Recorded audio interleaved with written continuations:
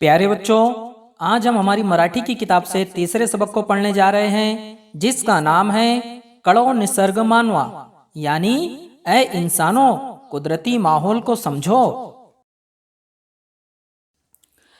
आइए बच्चों, नज्म शुरू करते हैं।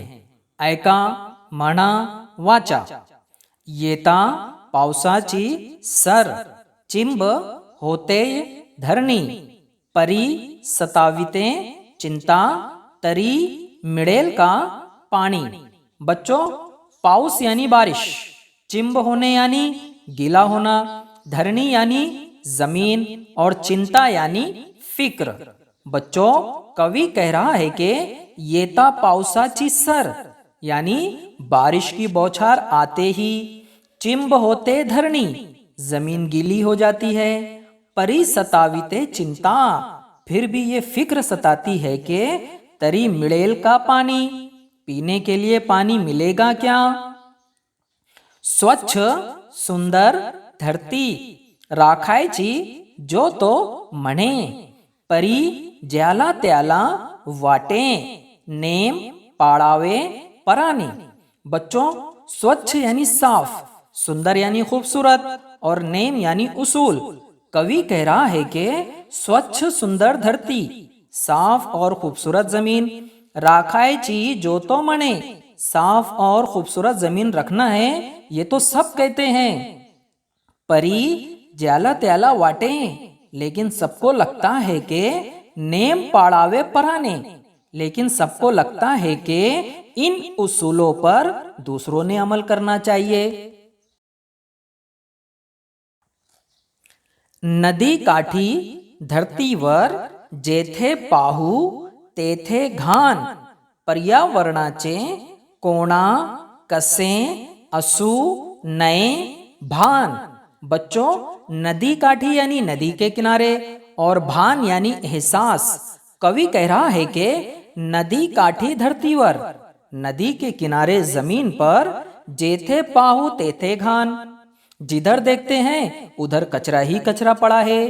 पर्यावरणाचे कोणा, माहौल का किसी को भी कसे असू नए भान, माहौल का किसी को भी एहसास या ख्याल क्यों नहीं है।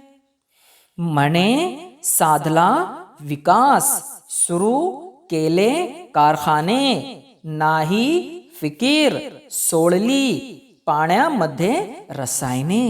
बच्चों, विकास यानी तरक्की और रसायने यानी केमिकल। कवि कह रहा है कि मणे साधला विकास, बोलते हैं कि हमने तरक्की कर ली है। शुरू केले कारखाने, कारखाने और फैक्ट्रियां हमने शुरू कर ली हैं। नाही फिकीर सोडली पाण्यामध्ये रसायने, फिर भी हम फिक्र नहीं करते हैं और कारखाने और फैक्ट्रियों का केमिकल भरा पानी नदी में छोड़ देते हैं।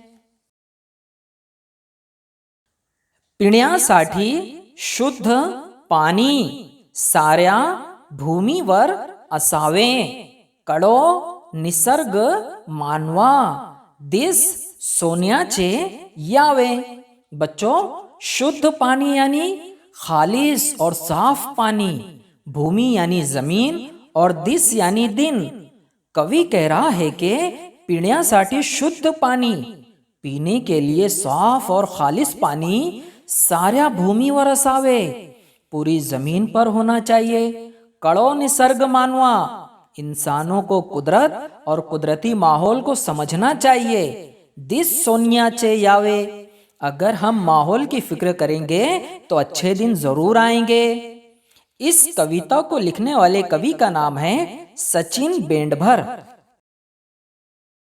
ये थी बच्चों हमारी मराठी की किताब की तीसरी नज्म कड़ो निसर्ग मानवा। इंशाअल्लाह हम जल्द मिलते हैं एक नए सबक के साथ।